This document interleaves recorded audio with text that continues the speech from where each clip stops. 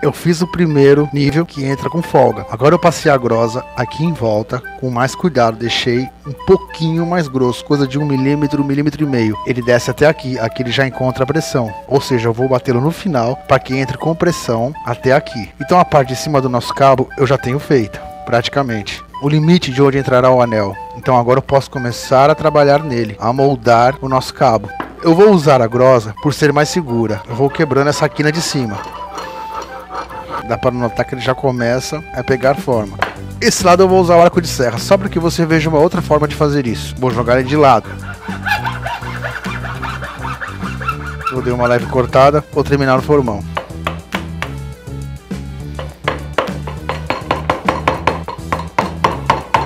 Só remover um pouco do excesso. Acerto na grosa.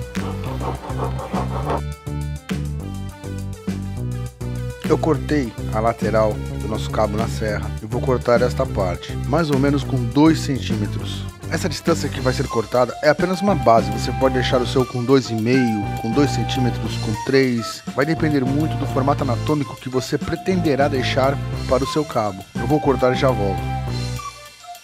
Tá aí, cortado os dois lados. Essa é aquela ponta que fizemos, onde o anel vai entrar. Agora faremos a outra ponta desse lado. É muito importante que ele fique alinhado. Para isso, use uma régua ou algo reto que pegue a lateral da ponta que já foi feita e ligue com a parte de cima. Assim a gente manterá mais ou menos a mesma posição dos dois anéis. É só colocar ela na direção da primeira ponta e riscar. Eu vou fazer o mesmo procedimento do outro lado. Com ela já riscada dos dois lados, eu posso mais ou menos riscar a posição exata da grossura do anel, que é onde entrará a lâmina do nosso formão. Ou seja, essa peça fina entrará nessa posição e o anel evitará que a madeira estoure. Eu vou fazer um risco com o anel rente à madeira.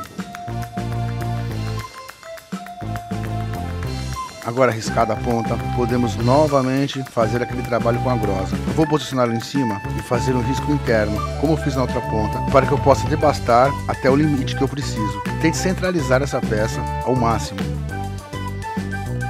para que o cabo não fique muito torto em relação à lâmina. Eu posso dar uma serrada aqui, aqui, aqui e aqui e nas quinas para facilitar o nosso trabalho. Para isso eu vou prendê-lo na morsa de madeira novamente.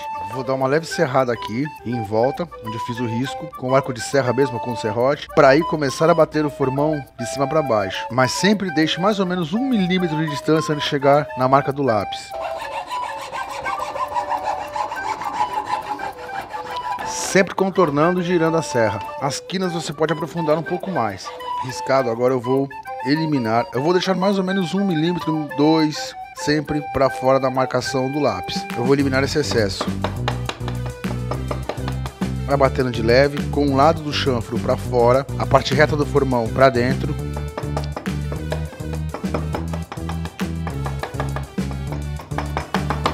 Ok, agora o nosso trabalho com a grosa. Lembre-se de ir passando levemente a grosa e ir sempre testando o anel aos poucos, para que não fique frouxo.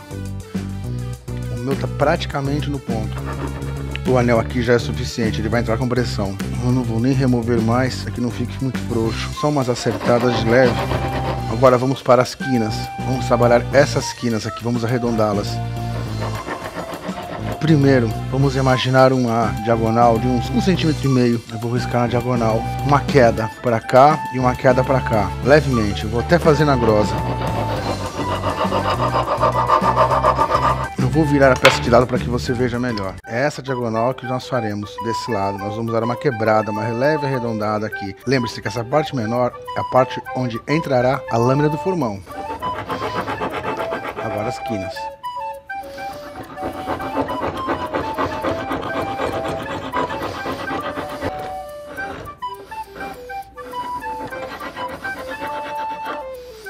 Ok, vamos para o outro lado.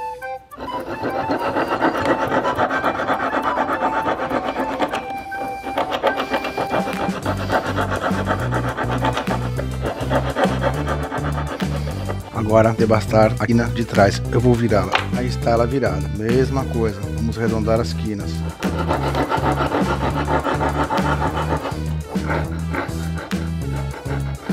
Esse lado está mais abaloado que esse. Eu vou tentar compensar um pouco. Também não quero chegar na perfeição. Como eu já disse, eu quero que ele seja anatômico e confortável na mão. Afinal, o que me importa é um formão afiado. Vamos virá-lo, fazer a parte de cima. Peça virada, quina, quina. Essa é a parte de cima.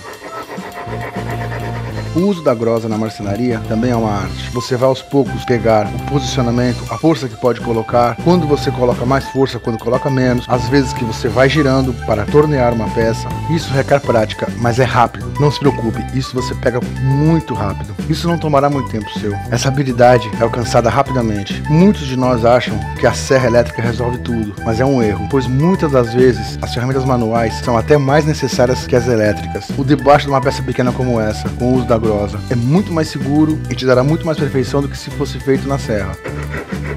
Porque na grosa eu tenho um controle maior das mãos, eu consigo ir aos poucos. Na serra eu passei, errei e perdi a peça. Esse mesmo procedimento que usamos para levemente tornearmos, moldarmos nosso cabo, pode ser usado para um cabo serrote, para fabricar um cabo de plana, para fabricar um cabo de martelo. Por isso é importante que você domine a grosa. Pegue uma peça quadrada, comprida, prenda na morsa, desenhe com um lápis alguma coisa arredondada, com bicos, não sei. Use o lado redondo da grosa meia cana, use o lado reto, faça aprofundamentos, faça regiões retas com ela, nivelando, debastando. Isso te dará mais prática e mais domínio. Bom, já posso colocar os anéis, mas eu vou dar uma lixada nela antes. Aí está o nosso cabo. Vou dar uma leve arrumada nessas esquinas do meio.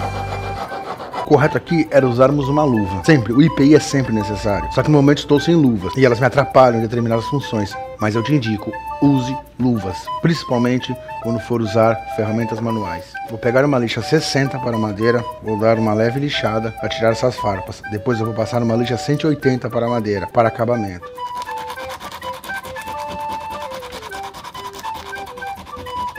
É só você ir lixando de cima para baixo e acertando o molde do seu cabo. E depois com a lixa 180, que é mais fina para acabamento.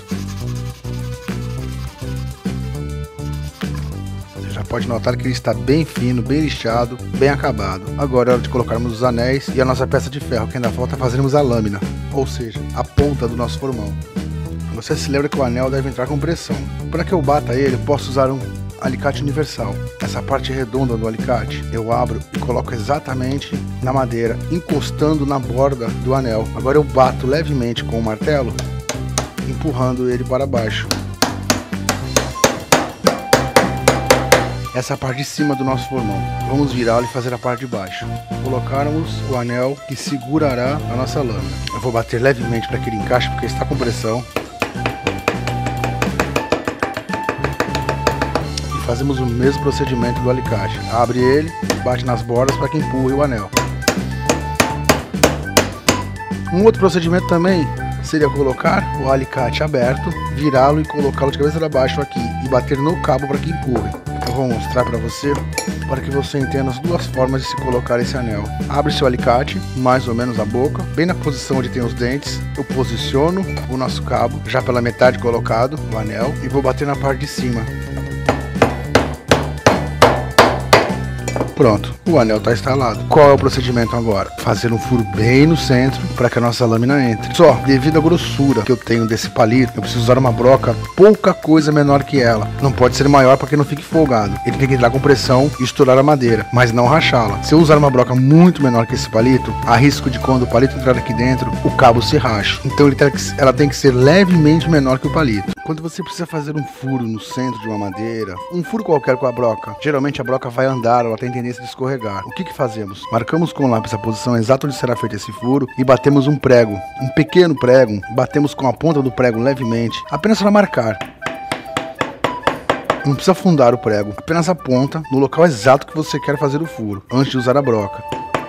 Isso evitará que a broca sambe quando entrar. Eu vou fazer um furo com uma broca mais fina primeiro. É o mesmo procedimento do prego. Ela servirá de guia. Mais ou menos vou calcular o tamanho que eu preciso que a broca entre. Ou seja, mais ou menos aqui. Esse é o espaço mais ou menos que eu quero que ela penetre. Vou fazer esse furo com a fina, depois eu faço com a mais grossa. Assim eu evito de machucar a madeira ou dela se rachar.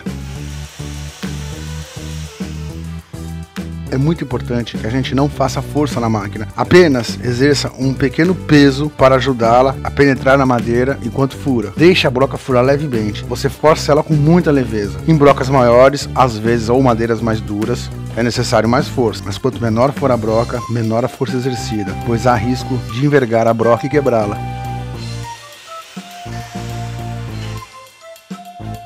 Eu vou pôr uma um pouco mais grossa, só pela metade, para facilitar a entrada do pino. Agora eu vou colocar uma broca um pouquinho mais grossa, somente para facilitar a entrada do palito. Coisa de 1 centímetro, apenas na abertura. Vamos ver se já é possível colocar a nossa lâmina. Não, tá entrando muito forçada. Ela tem que entrar com pressão, mas não tanto. Se eu remover essa lâmina, é melhor aprofundar um pouco mais com a outra broca. Se você perceber que está muito difícil entrar, fazendo uma pressão exagerada, você remove ela e fura mais um pouco. Acredito que agora seja possível. Você vai batendo de leve na outra extremidade da lâmina.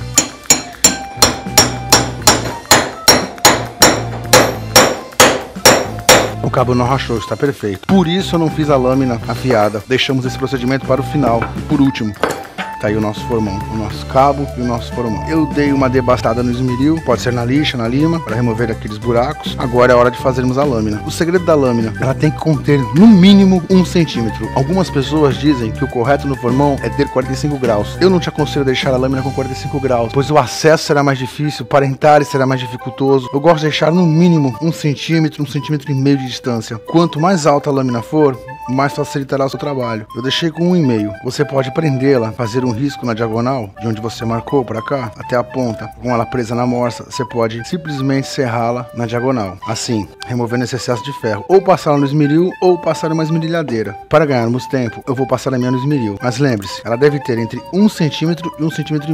Se você quiser optar por fazer uma lâmina de 45 graus, a opção é sua. Eu te indicaria fazer nessa altura de 1 centímetro ou 1,5 centímetros e vir na diagonal tirando o ferro, para que ele se torne mais fácil de ser manuseado e até para entalhes. O 45 graus vai te limitar a algumas funções. Vou preparar a nossa lâmina.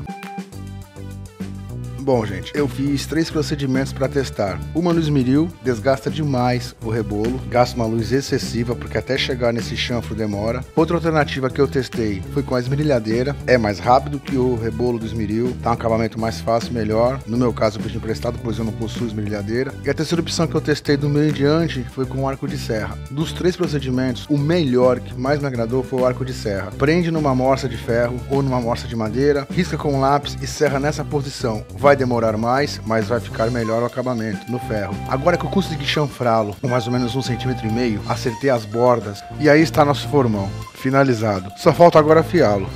Você aprendeu como fabricar um formão, só está nos faltando afiá-lo, e isso ficará para a próxima aula. Nós aprenderemos na próxima aula todos os macetes, os segredos de como se faz uma perfeita afiação. Te agradeço por assistir mais essa aula. Espero que você tenha gostado e não se esqueça de clicar aqui embaixo em se inscrever para que você não perca nenhuma aula. Até a próxima aula, pessoal!